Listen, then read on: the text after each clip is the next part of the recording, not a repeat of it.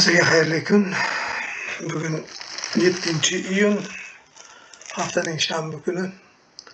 O'tgan hafta yaxshigina harakatlar bo'ldi. Chiroylik. Hammasi to'shni o'z o'rnida qilingan harakatlar. Qaysinisidir ilg'ab oldik, qaysinisidir ilg'amasdan o'tkazib yubordik. Umuman olganda yomon ishlamadik. Barchaga omad.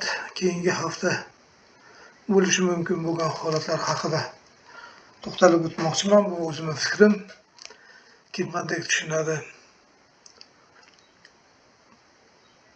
O'zining fikri mulohazalari bo'lsa, yozib qoldirsa, yanada qiziqarliroq bo'ladi deb o'ylayman.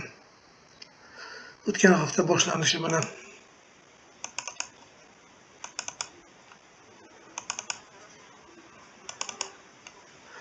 haftamiz yuqoriga yurib berish bilan boshladi. Ochilishda darrov impuls bilan yuqoriga yurib berib, haftalik Fibonacci'ni 38.2 urovenidan pastga chiroylikgina tashlab berdik impuls bilan yana. Sal oldinroq qaytib berdi. Simol jindek yurishini kutgan edim, korreksiya berishini. Lekin o'sha korreksiya men kutgan korreksiyani bermadi. Xo'p. Chasovida ko'radigan bo'lsak, chasovida naklonli urovenimiz bor. Esperanto to'g'ri chizig'i juma, payshanba, chorshanba, seshanba, dushanba, juma, payshanba kuni, avvalgi payshanba kuni naklonli uroveni teskari qilib yuqoriga harakat qilganmiz. Hafta davomida yuqoridan to'xtaganimiz yo'q. Bu hafta kelib chasavikda mana bu joyda islom tendensiya qilib berdi. Mana bu joyda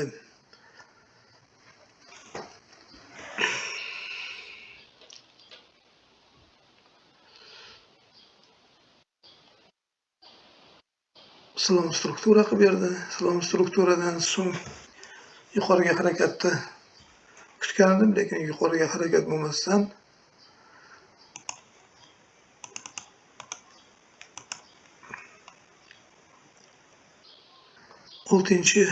may kunga hosil qilingan zonani maksimum urovenidan pastga tashlab berdi. Pastga tashlab berganda ham chiroylikgina tashlab berdi. Mana ko'rib turibsiz. Hech qanday qarshiliksiz 1 soat, 2 soat, 3 soat, 4 soat, 5 soat bitta 4 soatlikda yopilishi, ikkinchi 4 soatlikda ochilishigacha bo'lgan davrga yurib berdi. Bu yerdan Fibonacci tortishimiz mumkin. Ana shu Fibonacci'ni ko'zdan qochiribman. Toshni bergan reaksiyani qarang. Fibonacci'miz o'rtaga kelganda mana bu kuni payshanba kuni men signal tashlagandim bolalarga. 33, 74, 32, men 33, 74, 70 gacha 33, 73, 80, 70 gacha tekni qo'ygan edim. Действительно bordi shu joyga. Borgandan keyin pastga tashlab berdi. Shu Fibonacci'ni ko'zdan qochirib qolibman. Agar ko'zdan qochirmaganimizda non-farmda chiroylikgina profit bilan tugallashimiz mumkin edi. Fibonacci'ni 50 dan to tek 1 gacha, 160, 108 gacha, 33, 08, 25 gacha chiroyli tushuv qilib bordi. Chasavikda 5 minutligida ham xuddi shu holatni ko'rgan bo'lsangiz, tushib borib tek 160, 108 da egalladik. Keyingi bo'lishi mumkin bo'lgan harakatimiz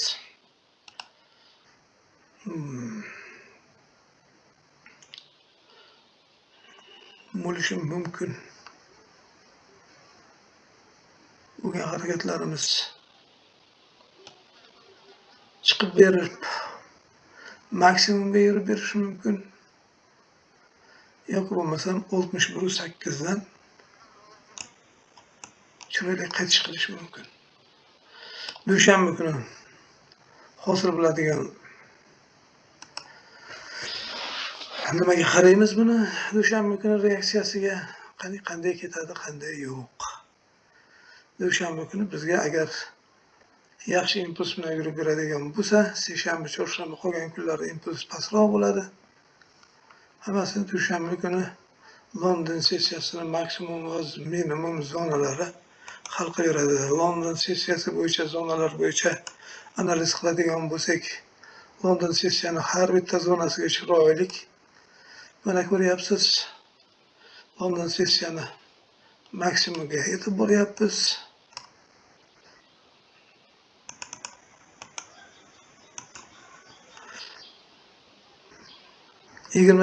aprel kuni hosil qilingan London sessiyasini maksimum zonasini mana shu 21-apreldan beri testировать qilib ketyapmiz. Narx tepaga yurishi shart. Lekin hozircha korreksiya berishi mumkin. Narx yurib 33.44.78 gacha yoki bo'lmasam 61.8 Fibonacci 61.8 urovini 33.64.51 dan pastga qaytib berishi mumkin. Yo'q, qisman korreksiya qilib tek 2 yoki bo'lmasam tek 3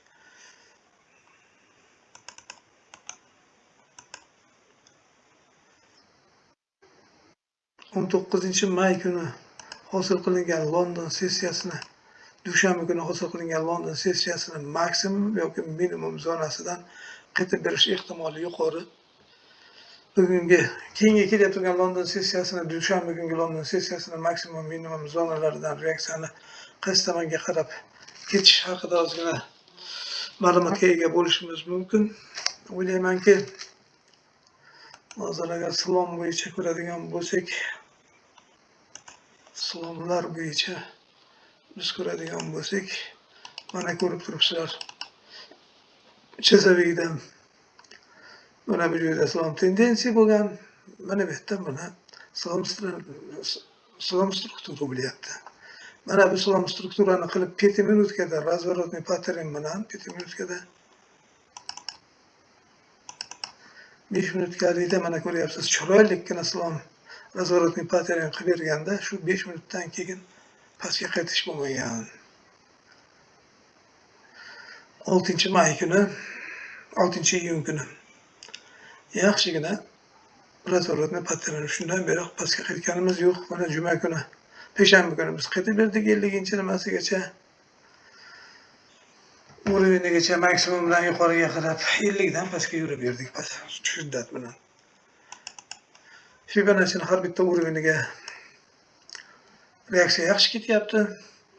61.8 da bitta slomimiz bor, 5 minutlik slomimiz.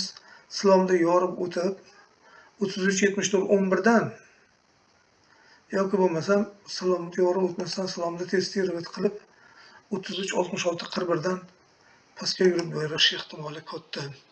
Dushanba kuni yaxshigina sekin astalik bilan dushanba korreksiyaga yuqoriga beradi. Seshanba davom etishi mumkin. Seshanba korreksiyada mana buni testировать qilib, chorshanba yana pastga, payshanba pastga, juma pastga yurib berish ehtimoli katta. Hafta ichimiz haftalikda ko'radigan bo'lsak,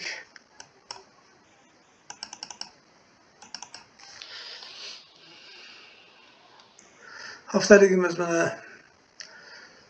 1 hafta, 2 hafta, 3 hafta, 3 haftadan beri, 21 kundan beri kelib turgan likvidnesslardan hammasini olib bo'ldi, lekin mana bu likvidnesslarimiz turibdi. Tepada London sessiyasini hozir, lekin dushanba emas, boshqa kuni seshanba, chorshanba kungi 22-apreldagi London sessiyasini maksimum va minimum zonalari bor. Bitta likvidness kam bo'lgan holatda ham, lekin krupnikni qiziqtirib qolsa, shu tomonga yurib berish ehtimoli yo'q emas. O'tgan oy, may oyini mesajni nimamiz switchamiz hech qancha yurmasdan bekildi. U tomoni ham, bu tomoni ham 597 pips bir oy hisobida plotni savdo bo'lgan joyimiz bor. Qolgan mahal Faqat impulslardan iborat bo'lgan o'tgan oy. O'tgan oy to'qli oy bo'ldi, qandaydir juda ham koridorda ichida, chasoviy koridorda ichida yurishga majbur bo'ldik.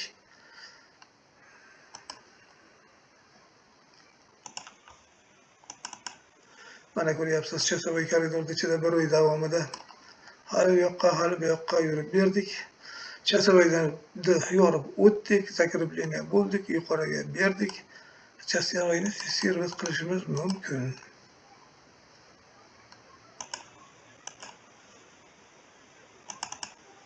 Chasovoyda servis qilib, mana bu yerda paraboy qilib, yana yuqoriga yurib berishimiz mumkin.